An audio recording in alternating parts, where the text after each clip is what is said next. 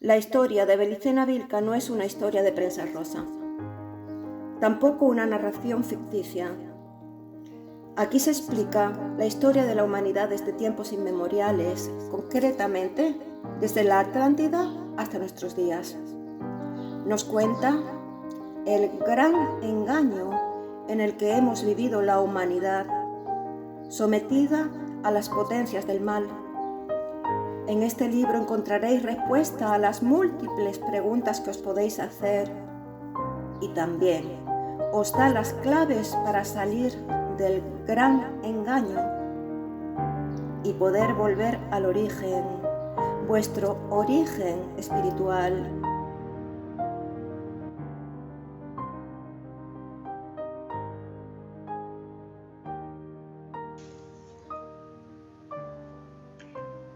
El misterio de Belicena Vilca, Minro del Rosario. El libro 1. Comenzaré hablando de dos personas reales que van a aparecer en este primer libro, que se compone de 8 capítulos. Empiezo con Belicena. Belicena Vilca era una mujer de 47 años, oriunda de la provincia de Tucumán, Argentina. Se dice que fue la última princesa inca, pero además pertenecía a un antiguo linaje íbero, portador de un secreto que se mantuvo oculto durante 14 generaciones americanas. El secreto era el conocimiento que permite a los iniciados hiperbóreos conocer el origen extraterrestre de la raza humana. Belicena, que conocía este secreto, fue perseguida por ellos, por los golem, fuerzas demoníacas, para asesinarla, lo cual consiguieron finalmente. Belicena fue realmente asesinada a pesar de las misteriosas circunstancias que apuntaron a todo lo contrario, a que murió de muerte natural. No fue así, pues en el momento de su muerte estaba encerrada en una habitación del hospital, con la puerta cerrada con llave desde fuera. Vamos con otro persona real. El doctor Arturo Signagel fue el psiquiatra que atendió a Belicena durante el tiempo que estuvo ingresada en el hospital. El hospital neuropsiquiátrico Dr. Javier Padrón de la Isla, en la ciudad de Salta, Argentina. El diagnóstico que le dio a Belicena fue demencia senil irreversible, algo totalmente erróneo, pero no se encontró otro diagnóstico mejor. Continúo. La policía quiso resolver este caso, pero no pudo y quedó archivado. A poco de haberse iniciado la investigación. Este caso real quedó también constatado y documentado, y de hecho, durante una semana fue muy comentado en la prensa, concretamente en el diario El Heraldo de Salta. La documentación se puede localizar en dicho diario en la semana del 7 al 15 de diciembre del año 1980. Ahora sí, pasaré a resumir brevemente los 8 capítulos que conforman el libro primero, o primera parte, del libro El misterio de Belicena Vilca. Resumen del libro. Como ya se dijo, Belicena era conocedora de un gran secreto, el origen extraterrestre de la raza humana, y por ello fue perseguida por los golem hasta asesinarla. En este libro, primero, habla su psiquiatra, Arturo Signagel, quien nos relata lo siguiente. Belicena había preparado una estrategia antes de ser asesinada. Desvió hacia ella la atención de los Bolen para que su hijo, Noyo, pudiera cumplir la misión de transmitir el conocimiento a la humanidad. Ella aprovechó su ingreso en el hospital para escribir su historia, que comienza en el libro 2. Y lo hizo en quechua santiagueño, aunque tuvo tiempo para traducirlo al castellano antes de su asesinato. Belicena fue encontrada estrangulada en su habitación, como ya dijimos, con la puerta cerrada con llave desde fuera. Y en este punto es importante describir algunos detalles. ¿Cómo fue encontrada Belicena tumbada sobre su cama? Pues fue encontrada con ambas manos cerradas sobre las frazadas o mantas, con los brazos estirados a lo largo del cuerpo. Alrededor de su cuello estaba enrollada una trenza teñida de blanco. El pelo de la trenza era europeo, lo cual se sabe por su corte ovalado al ser seccionado. Y en cada extremo de esa trenza había una medalla. 2 medallas de oro español, concretamente de Huelva. Las medallas tenían forma de estrella de David, lo cual indica que pertenecían a la masonería. Las últimas palabras que se le escucharon a Belicena antes de ser asesinada fueron Pachachuque, Pachachuque, en dialecto quechua, cuyo significado es dislocación del tiempo. Pero Belicena, antes de morir, se aseguró de que su manuscrito llegara a manos de su terapeuta, el doctor Arturo Signagel, y lo hizo a través de una enfermera y por medio de una carta. La sobornó. El contenido de la carta, un extenso manuscrito, se relata a partir del libro 2, la carta de Belicena Vilca, pero ya llegaremos a eso. Ahora voy a realizar la lectura palabra por palabra del libro primero, cuyo título es El desaparecido de Tafí del Valle. Tafí del Valle es un municipio del noroeste de Argentina, rodeado de altas montañas salpicadas de senderos. Al final de la lectura, y para no interrumpirla, lo pondré al final, dejaré las imágenes representativas de las 2 medallas, tal como describe el libro, y bueno, que se encontraron en la trenza que estranguló a Belicena, y también dejaré los escudos de Argentina. Bueno, hasta aquí el resumen, y ahora paso a la lectura del libro, lectura literal.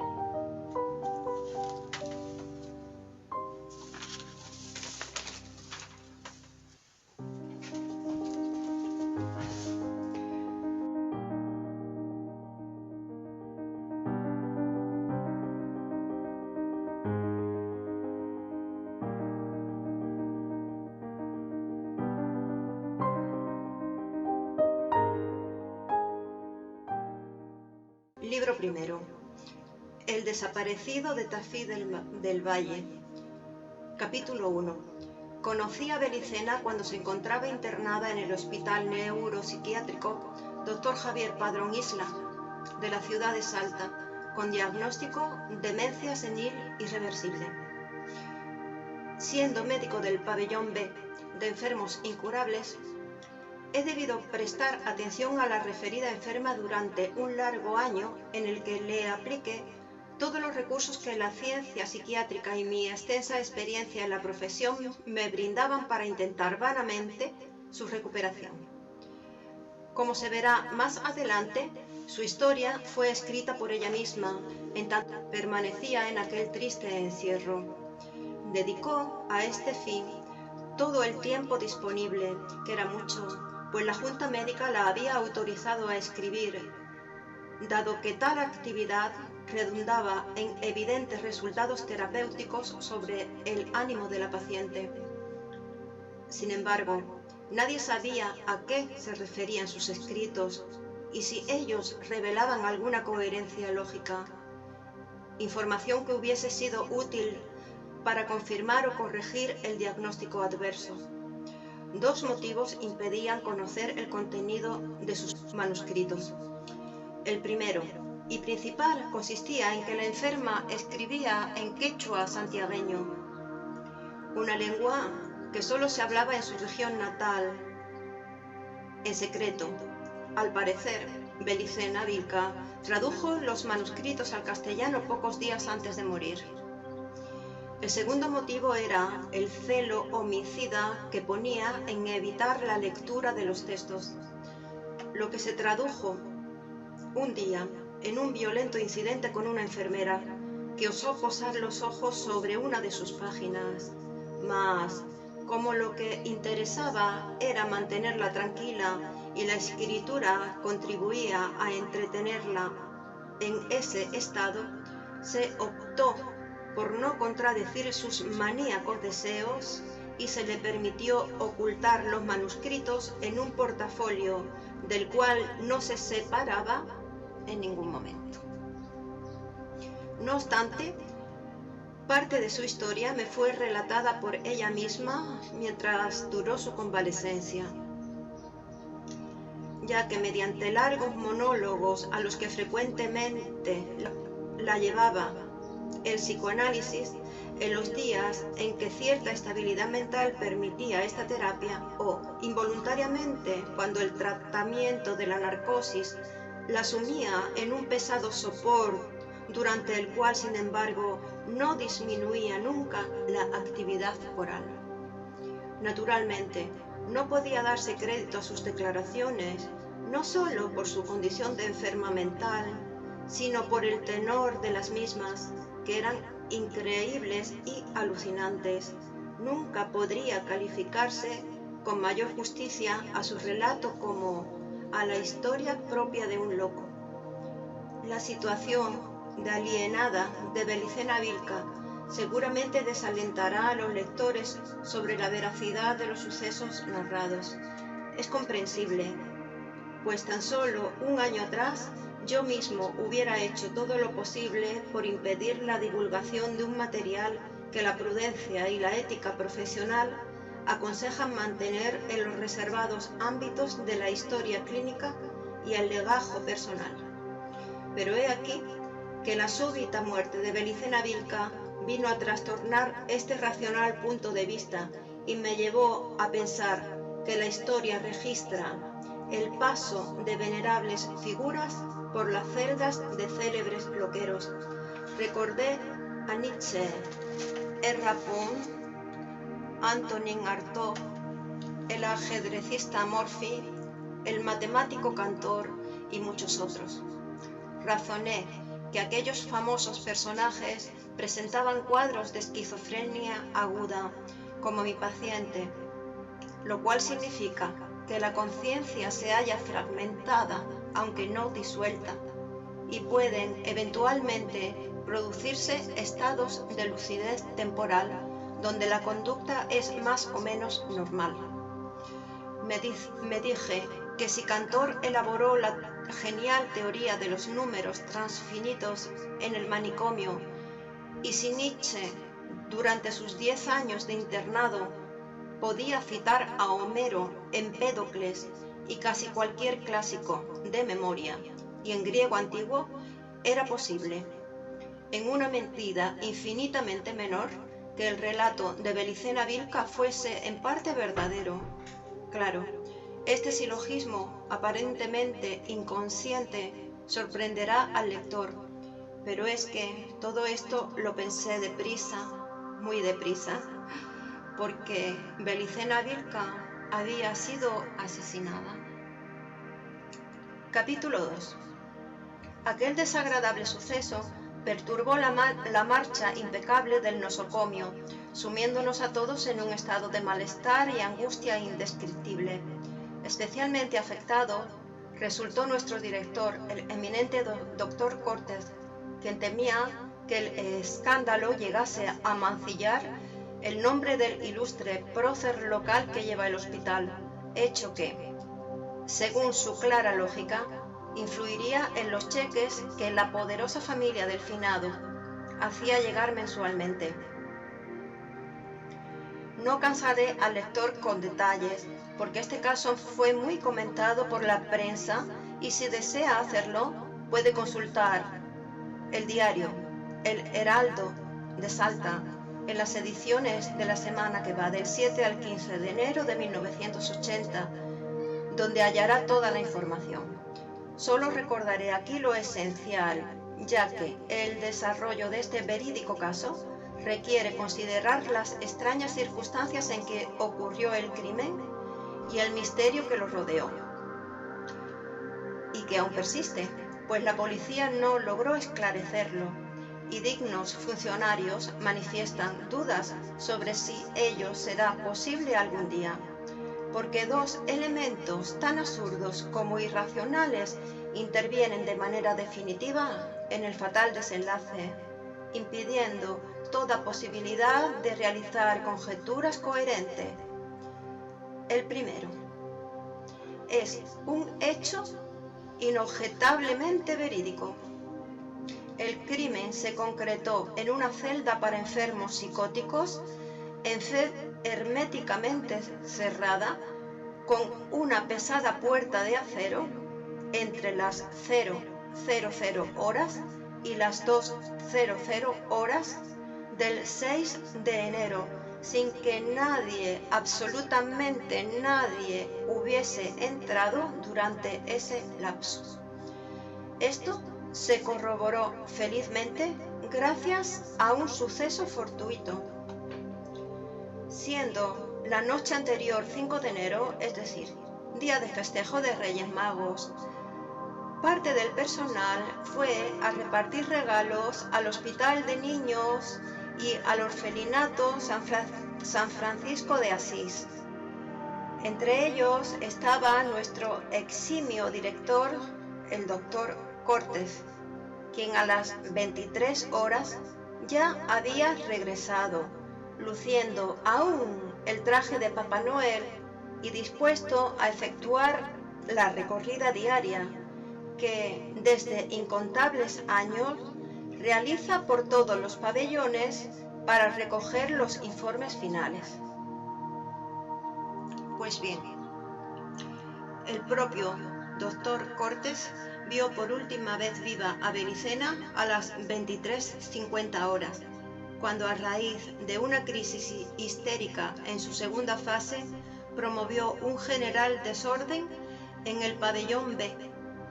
Corría desesperadamente en el reducido espacio de su celda, con los ojos fijos y desorbitados, mientras gritaba "Pachacucuy, Pachacucuy", palabras que en ese momento eran incomprensibles, si bien reconocimos que se trataba del idioma quechua. Por otra parte, el ataque era sintomáticamente anormal en ella.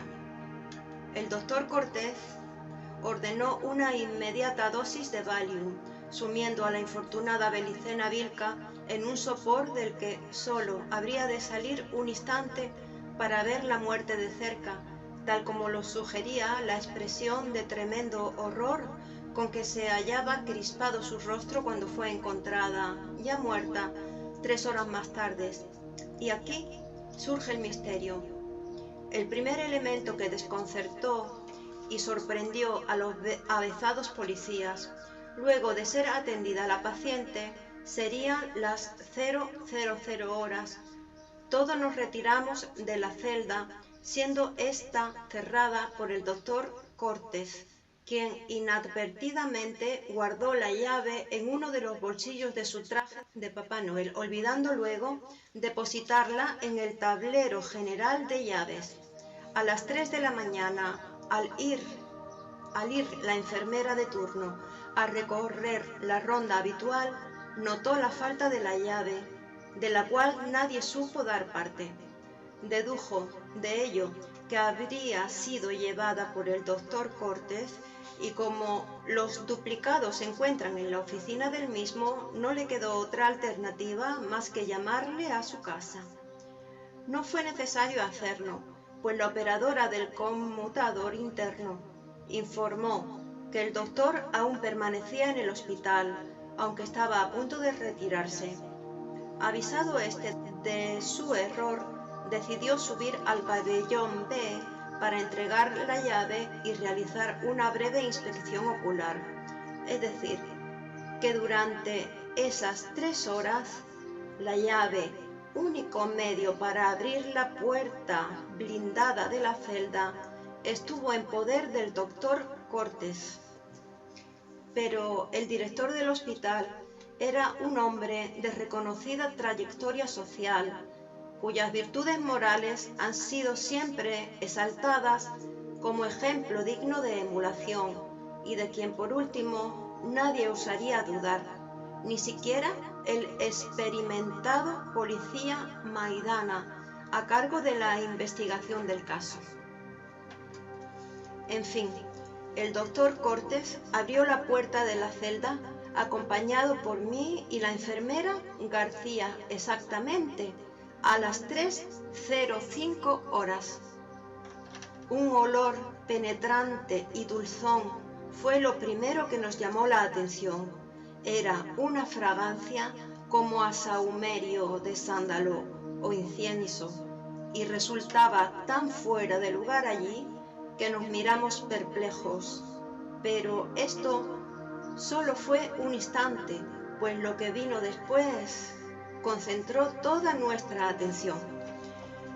Belicena Vilca yacía en su lecho, sin duda muerta desde un tiempo atrás, con el cuello tumefacto a causa del estrangulamiento a que había sido sometida. El arma homicida, una cuerda de color marfil, estaba enlazada aún en su cabeza, pero suelta ya, y los 2 extremos caían suavemente sobre el pecho hacia el costado de la cama. Era un espectáculo tan horrible que la avezada enfermera García lanzó un grito de espanto y se tambaleó hacia atrás, debiendo sostenerla por los hombros. A pesar de que mis piernas no se hallaban del todo firmes, y no era para menos, la muerta tenía las manos cerradas sobre las frazadas a ambos lados del cuerpo, posición en que debieron estar en el momento de la muerte y que la rigidez cadavérica conservó, lo que indicaba que no se había defendido de su misterioso asesino. Este debió infundirle tal terror que, aun observando cómo le pasaban el lazo por el cuello y luego sintiendo que él mismo se cerraba y le cortaba la respiración, solo atinó a aferrarse desesperadamente a la frazada. Tal deducción se afirma al contemplar el gesto de la cara, los ojos muy grandes y desorbitados, y la boca entreabierta, permitiendo ver la lengua hinchada, que parecía quebrarse en una palabra inconclusa, algo que quizá ya nunca sería pronunciado, quizá la misteriosa palabra Pachachucuy. Expondré ahora el segundo elemento absurdo e irracional que, al intervenir con el peso contundente de lo concreto, eliminó cualquier esperanza de obtener una pronta y simple solución. Me explicaré mejor.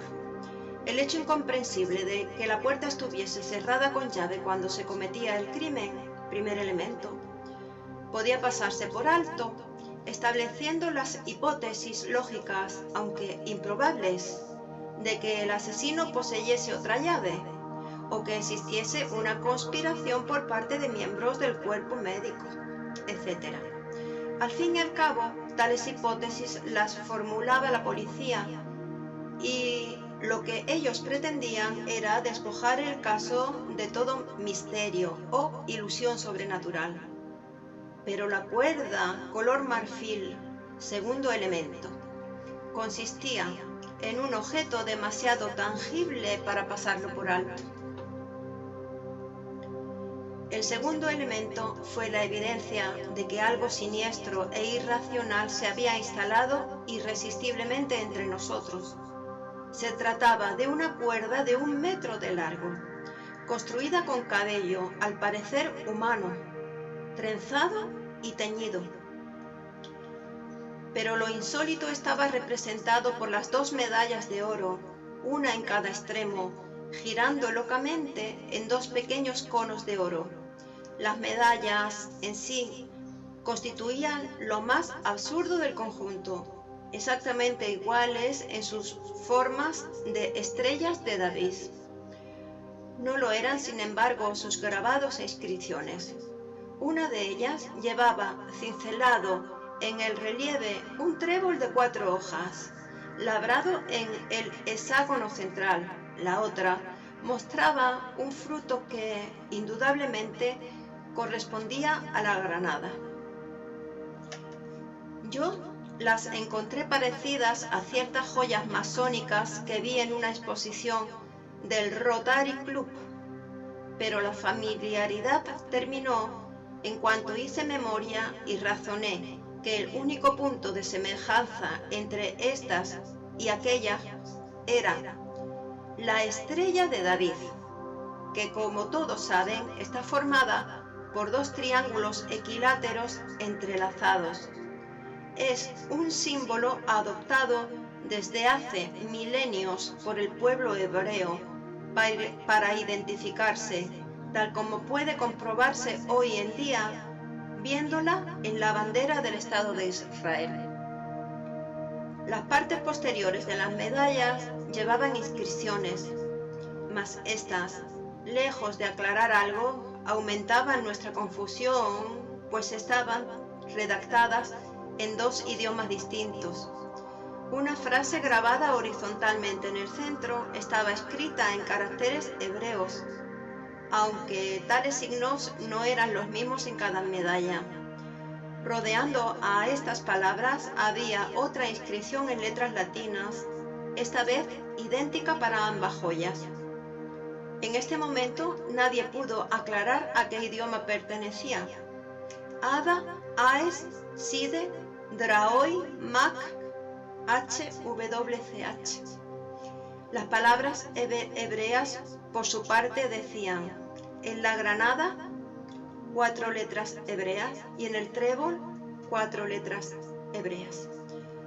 Como se comprenderá, esta curiosa cuerda enjollada daba toda la sensación de ser algo de uso ceremonial o religioso, atributo que el oficial Maidana captó de inmediato, pues al examinarla no pudo evitar un gesto de repugnancia y una exclamación: ¡buah! Esto es algo judío. Capítulo 3. Yo sé que mucha gente poderosa de nuestro país considera que todo correcto oficial de policía debe profesar imprescindiblemente la ideología nacionalista, y también que dicha indefinible ideología se opone a los grandes internacionalismos, tales como el marxismo, la masonería, el sionismo, las corporaciones multinacionales, etc., y hasta a la política exterior de las potencias imperialistas. En la ideología nacionalista es creencia corriente que todas esas vastas organizaciones convergen en una cúpula de poder, situada en algún lugar del mundo, verdadero gobierno secreto al que llama sinarquía internacional. La sinarquía habría desarrollado una estrategia cuya ejecución ha de conducir a la formación de un gobierno mundial que regiría sobre todas las naciones de la Tierra. Las diferencias y contradicciones que se advierten entre las grandes organizaciones mencionadas serían de orden táctico y puramente exteriores. En los vórtices de poder todas coincidirían y los esfuerzos generales estarían encaminados a cumplir la estrategia sinárquica. En la ideología nacionalista es dogma desde hace un siglo.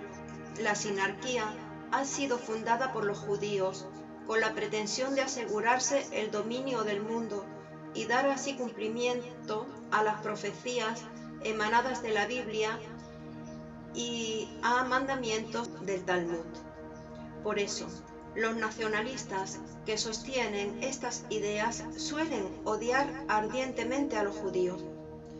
No me sorprendió entonces la exclamación antijudía del oficial Maidana, pero entendiendo que se trataba de una impresión apresurada, traté de hacerle comprender que atribuir un origen judío a la cuerda homicida, solo porque las medallas tenían la forma de estrella de David, era cuando menos aventurado. En efecto, tal símbolo es utilizado también por otras religiones o sectas como la masonería, la teosofía, los rosacruces, las iglesias cristianas, etc.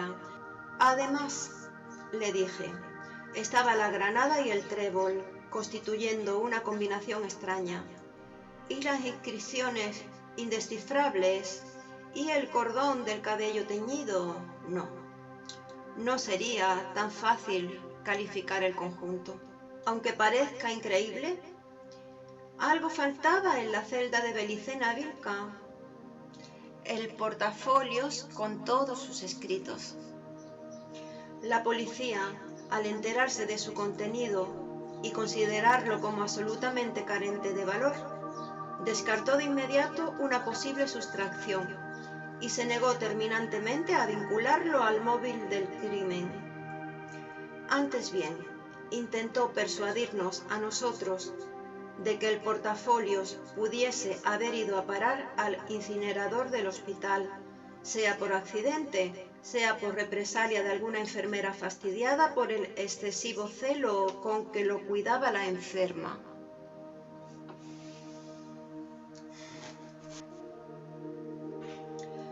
Capítulo 4. Yo se sabía en el hospital sobre Belicena Vilca.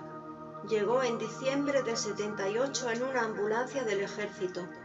2 fornidos suboficiales la acompañaron hasta la oficina del director y entregaron a este una carta del jefe del 230 Regimiento de Caballería con asiento en Salta, coronel Mario Pérez, junto con un sobre conteniendo documentación y una ficha médica.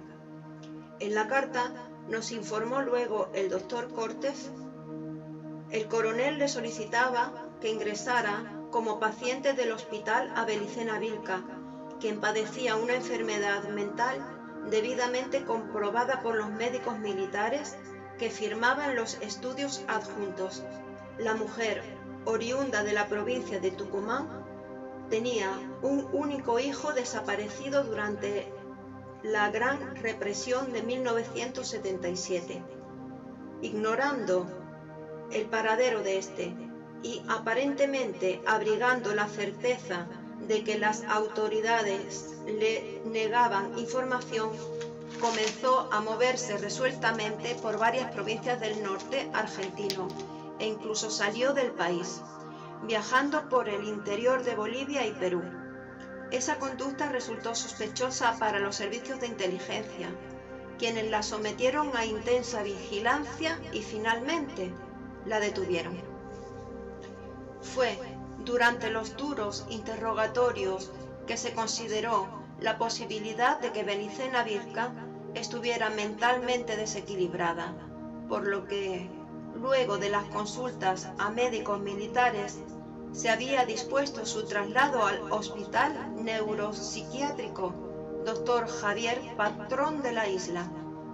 En cuanto al hijo, el ejército nada sabía de su paradero, ni si militaba en alguna organización subversiva. Su desaparición justamente alertó a las autoridades, pues se pensó que había pasado a la clandestinidad.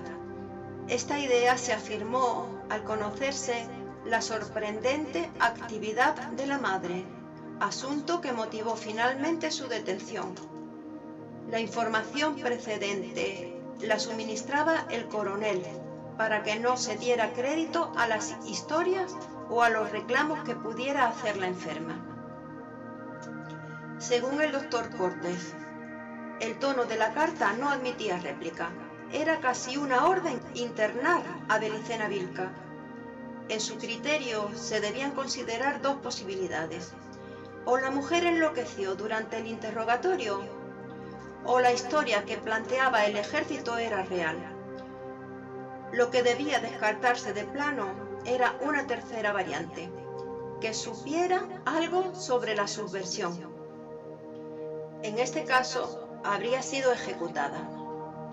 Corrían tiempos difíciles en ese entonces. La Argentina, ocupada militarmente en 1976, venía soportando una represión tremenda que comenzó con el exterminio de los famosos guerrilleros nihilistas, tal la calificación oficial, y concluyó con un baño de sangre digno de Calígula, donde cayeron, amén de los míseros guerrilleros, gente de toda la IA. Los muertos y desaparecidos se contaban por millares, y en la atmósfera tan peligrosa no era bueno para la salud discutir las directivas militares. Ya vendrán tiempos mejores, nos decía el doctor Cortés. Recuerden que los militares se rigen por las leyes de la estrategia. Y con su habitual erudición nos citaba a Maquiavelo, genio de la estrategia, que en su obra El Príncipe dice: al apoderarse de un estado todo usurpador, debe reflexionar sobre los crímenes que le es preciso cometer y ejecutarlos todos a la vez, para que no tenga que renovarlos día a día y, al no verse en esa necesidad, pueda conquistar los hombres a fuerza de beneficios. Porque las ofensas deben inferirse de una sola vez, para que, durando menos, hieran menos, mientras que los beneficios deben proporcionarse poco a poco, a fin de que se saboreen mejor.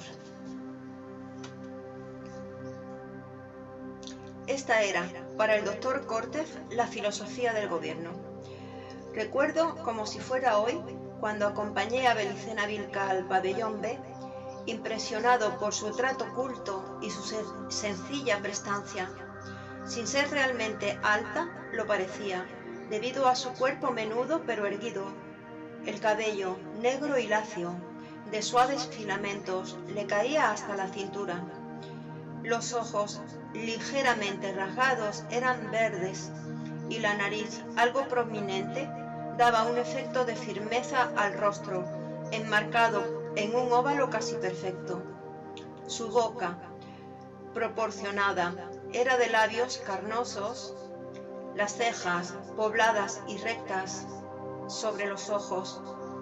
Todo en ella emanaba un aire vital que para nada delataba una edad de 47 años, y a pesar de que los rigores pasados dejaron su huella demacrante, se adivinaba que en su juventud había sido una mujer de extraordinaria belleza.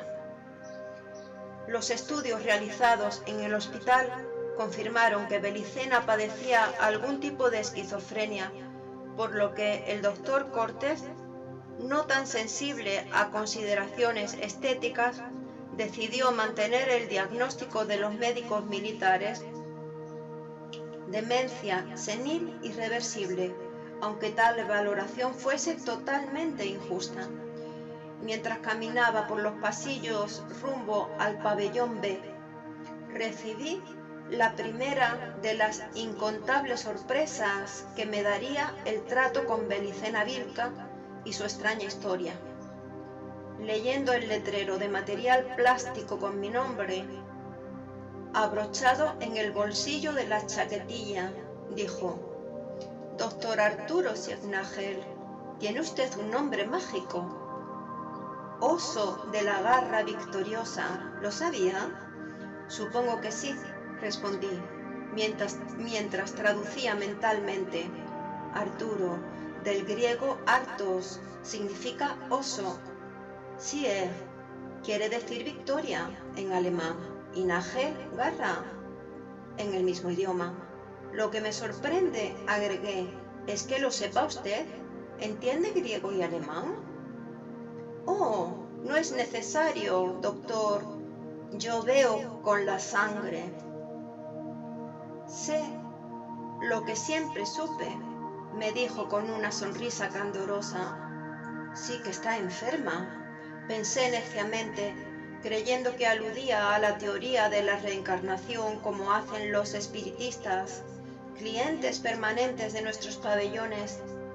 En ese entonces no podía imaginar ni remotamente que algún día haría esfuerzos inusitados por recordar cada una de sus palabras para analizarlas con gran respeto.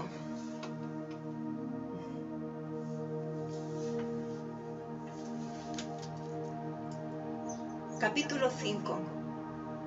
No debe sorprender que la policía archivara el caso a poco de haber comenzado la investigación, pues tras cada paso que daba en pos de esclarecerlo, todo se tornaba más confuso, siendo injustificable el depositar tanto esfuerzo en un crimen que parecía que a nadie interesaba resolver. En primer lugar, porque Belicena Vilca no tenía familiares conocidos que reclamasen justicia, pero principalmente por el misterio que rodeaba al asunto. ¿Cómo entró el asesino en la celda herméticamente cerrada? ¿Por qué utilizó una valiosa cuerda enjollada para matar a una alienada indefensa? Y lo más incomprensible, ¿cuál podía ser el móvil del crimen? ¿El motivo que hiciese inteligible lo ocurrido? No había respuestas para estos y otros interrogantes que surgían, y al pasar el tiempo sin que se avanzara un palmo, el caso fue prudentemente cerrado por la policía. A los 2 meses nadie hablaba del crimen en el hospital neuropsiquiátrico y eran pocos los que algunos meses más tarde recordaban a la malograda Belicena Vilca. La rutina diaria, el trabajo fatigoso, los problemas cotidianos e inevitables, todo contribuye a que el hombre mundano, sumergido en el devenir de su destino, se torne impermeable al dolor ajeno o a aquellos fenómenos que no afectan permanentemente su realidad concreta. Yo no soy la excepción a la regla, y en cuanto toca a lo aquí narrado, seguramente habría olvidado el horrible crimen acosado por las obligaciones de mi residencia médica, la atención del consultorio o las clases de antropología americana que sigo como curso terciario de posgrado. Digo, habría olvidado, porque la historia de Belicena Vilca invadió de pronto mi propio mundo, trastornándolo todo, conduciéndome hasta el borde del abismo demencial en que ella sucumbiera. Como dije, la policía se desinteresó bien pronto del crimen. Luego de las declaraciones de rigor prestadas en los días subsiguientes, ya no nos molestaron más y la vida retornó a su ritmo normal. Al cadáver de Belicena Vilca se le practicó una autopsia que solo sirvió para confirmar lo ya supuesto por nosotros. La muerte fue ocasionada por estrangulamiento por la cuerda blanca. Como no tenía parientes conocidos, se envió un telegrama a su único visitante, un indio chahuacano, radicado al parecer en la provincia de Tucumán, pero al transcurrir un cierto tiempo sin que éste acudiera, se procedió a inhumar los restos en una necrópolis local. En esos días, mediados de enero, pleno verano norteño, mi única preocupación consistía en planear las vacaciones anuales que comenzaban el día 20 y se extendía hasta fines de febrero. Sin duda, tendría tiempo de hacer algunas excursiones y preparar las materias que rendiría en marzo. Justamente, en una visita que hice a la Facultad de Antropología de Salta para inscribirme en un examen final, me crucé con el profesor Pablo Ramírez, doctor en filología de prestigio, al cual conocía por haber asistido a uno de sus cursos de lenguas amerindias. Al verlo, se me ocurrió súbitamente hacerle una consulta. Buenos días, doctor Ramírez. Si no le incomoda perder solo un momento, quisiera preguntarle algo. Buenos días, doctor Arturo Signagel, respondió mientras inclinaba cortésmente la calva cabeza. Usted dirá, verá, doctor Ramírez, hace unos días falleció una paciente en el hospital neuropsiquiátrico donde soy médico, y antes de morir pronunció una palabra quechua, algo así como Pachachucuy. Yo traduzco Pacha como mundo y Chucuy desmembrar, o sea, desmembrar el mundo. Como no tiene sentido, desearía que usted me diga si hay alguna otra acepción de esa palabra. Trataba de no dar información sobre la extraña muerte. El profesor Ramírez escuchó mi traducción con invisible desagrado. ¿De qué parte era oriunda su paciente? De la provincia de Tucumán. Parece que siempre habitó en los valles calchaquíes, aun cuando últimamente había viajado al norte, incluso a Perú y Bolivia, pero de tales viajes sé muy poco, pues jamás aceptó comentarlos. Bien, dijo el doctor Ramírez con impaciencia. Como usted sabe, el quechua tiene muchos dialectos, pero de acuerdo a la afiliación que me ha dado, le sugiero considerar lo siguiente. Si bien Pacha es mundo, o la tierra, como en Pachamama, tierra madre, en quechua santiagueño, Pacha también quiere decir tiempo. En este dialecto, Chucuy es el verbo transitivo dislocar, por lo que su palabra significaría dislocar el tiempo o dislocación del tiempo, en un sentido más actual. Debo confesar que una sensación de alarma me invadió mientras escuchaba al viejo profesor, pues algo interior, un secreto instinto, me decía a gritos que si había alguna explicación para el asesinato de Belicena Vilca, ésta se encontraba más allá de la comprensión normal, en un ámbito en que seguramente regían las leyes ignoradas por el hombre. ¿Qué era esta dislocación del tiempo, sino un concepto oscuro, inaprensible, que se resiste a la razón, pero que guarda un nexo existente con el asesinato? ¿Cómo se entiende si no es aceptando la intervención de lo desconocido, el hecho de que alguien o algo pudiera ingresar en una celda cerrada con llave, perpetrar un asesinato e irse tranquilamente, dejando tras de sí la cuerda mortal, o sea, la prueba de la presencia inexplicable? Sí, había en todo esto como una calculada negligencia, como si el asesino quisiese dar una mínima muestra de su inmenso y terrible poder en un alarde de demencial orgullo. Visiblemente perturbado, me despedí del profesor Ramírez y regresé sobre mis pasos, mientras una certeza se afirmaba cada vez más en mi cerebro.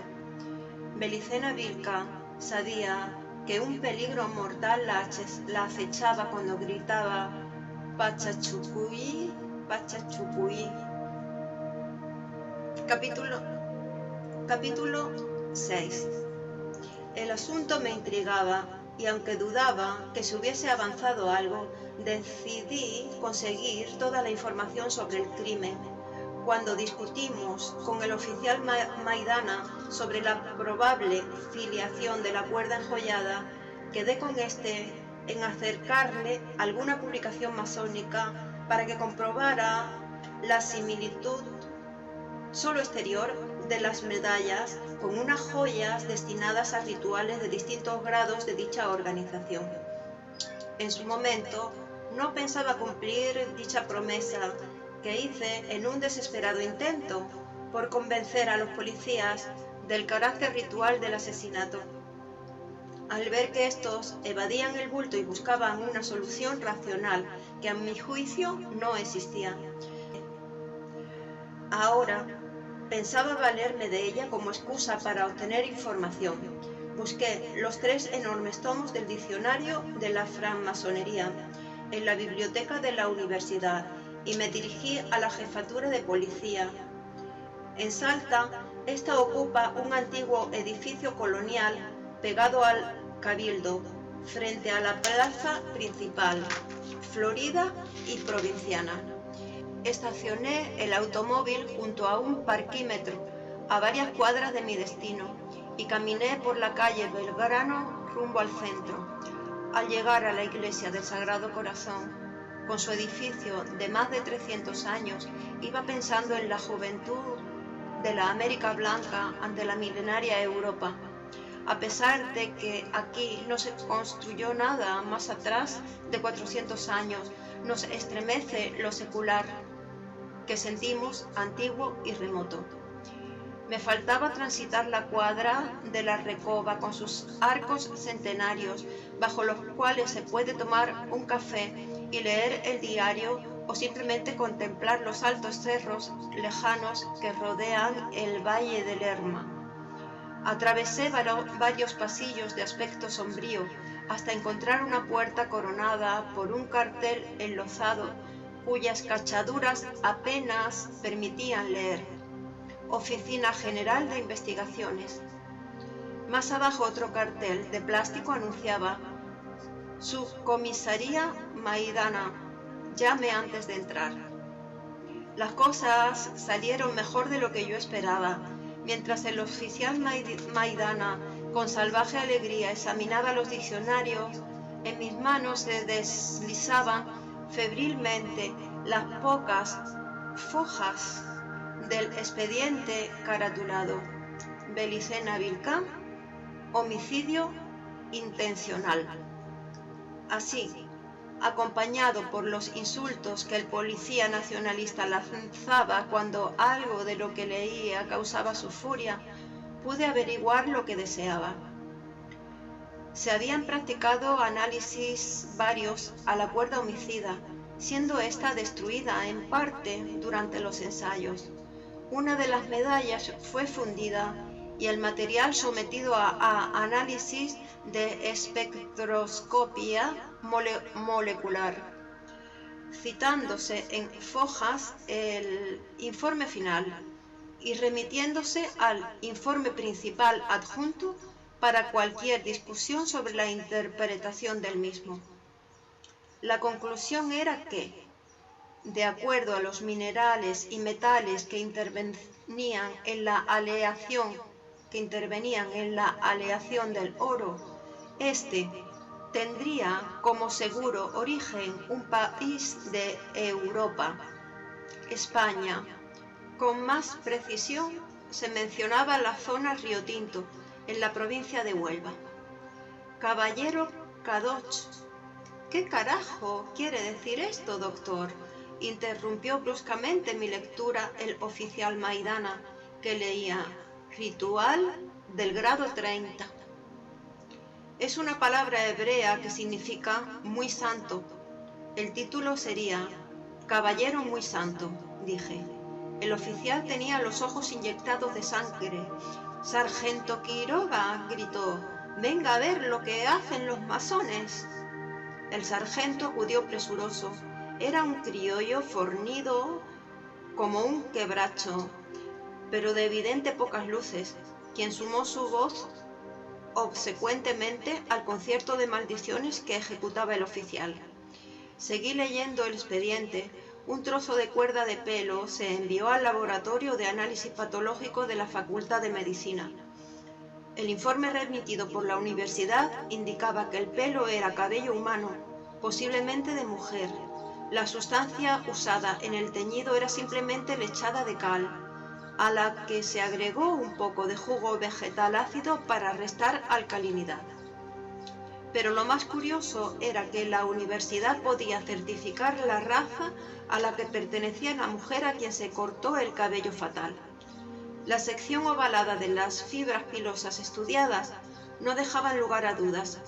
Raza blanca. Las otras razas tienen un pelo de sección redonda, según los especialistas. Esto era casi todo. Estaban las declaraciones nuestras y el informe forense, también un informe del ejército con la misma historia ya conocida, donde veladamente se sugería no escarbar mucho. Seguían papeles burocráticos sin importancia sobre la inhumación y otros aspectos de la investigación.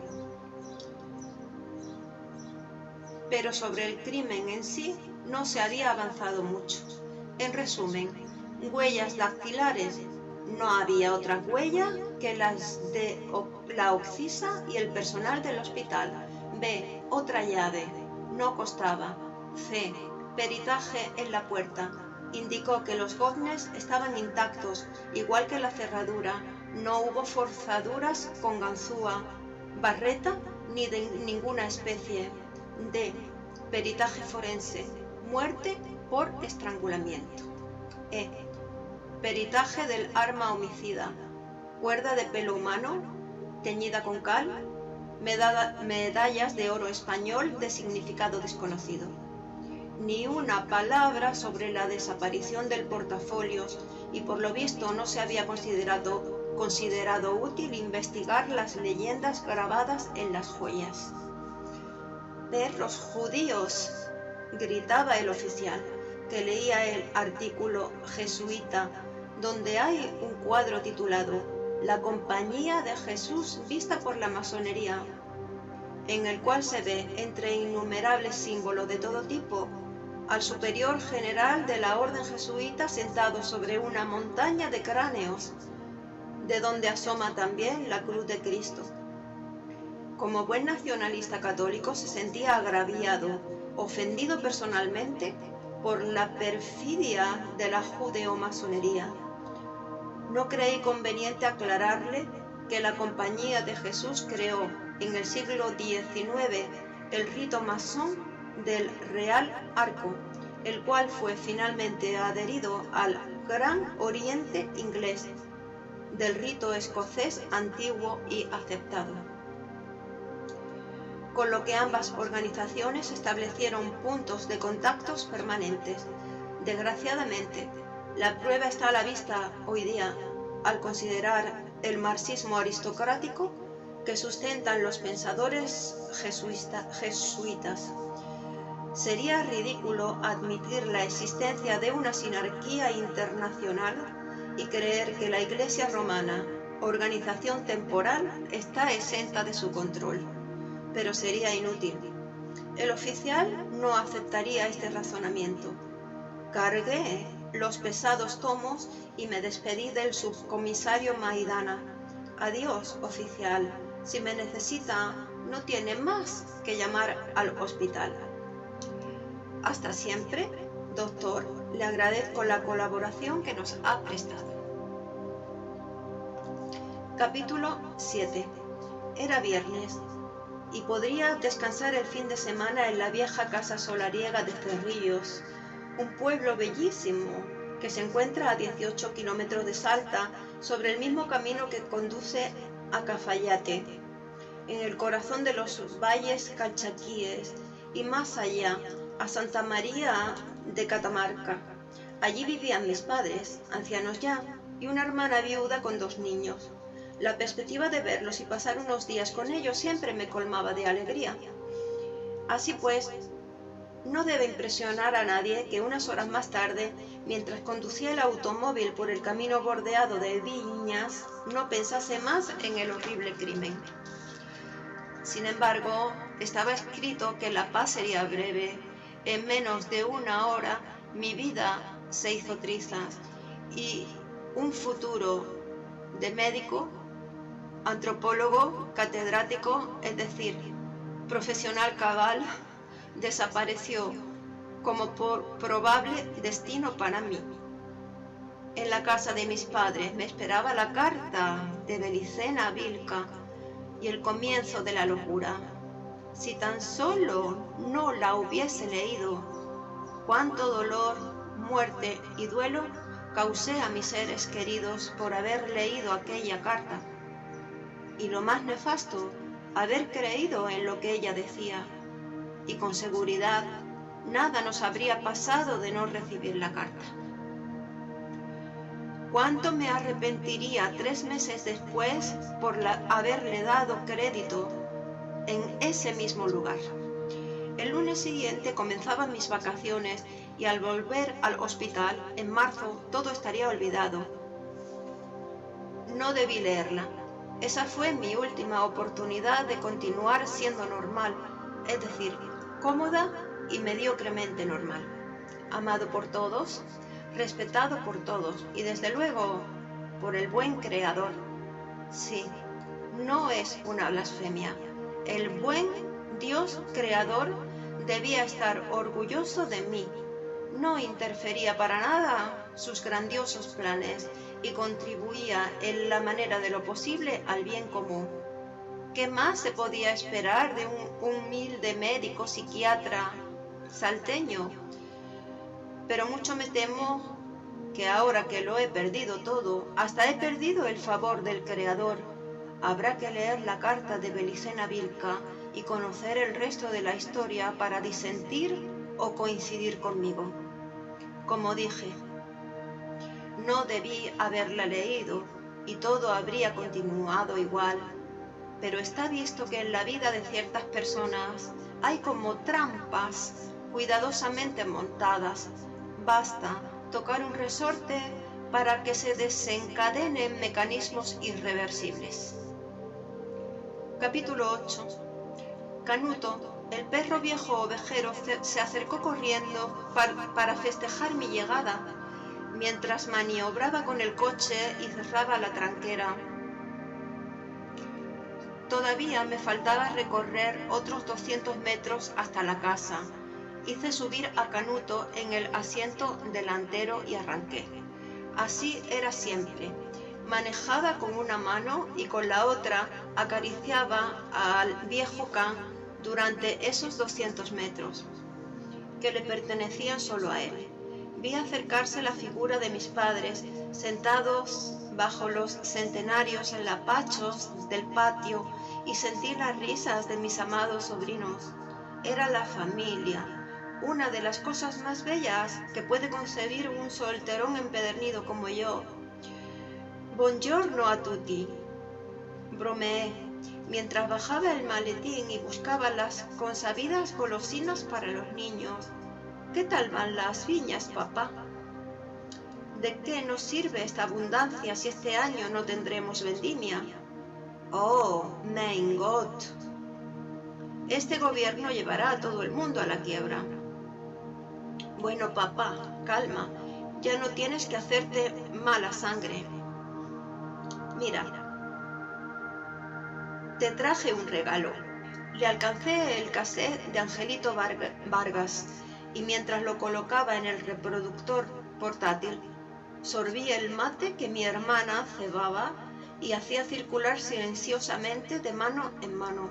Toma, hijo, hace 5 días llegó una encomienda para ti.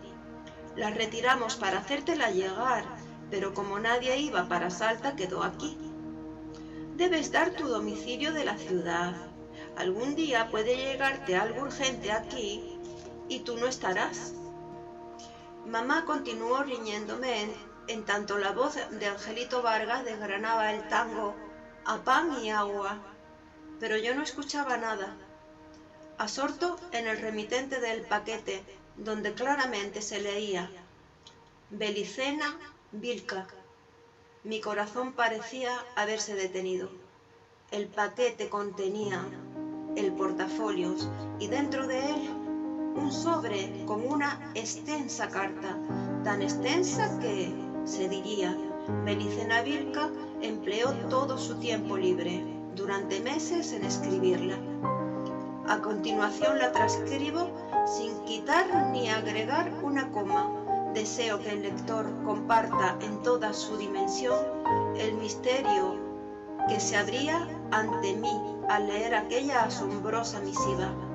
El sobre ostentaba una leyenda escrita a mano con fina caligrafía. Doctor Arturo Signagel, presente. Rasgué el sobre y leí febrilmente.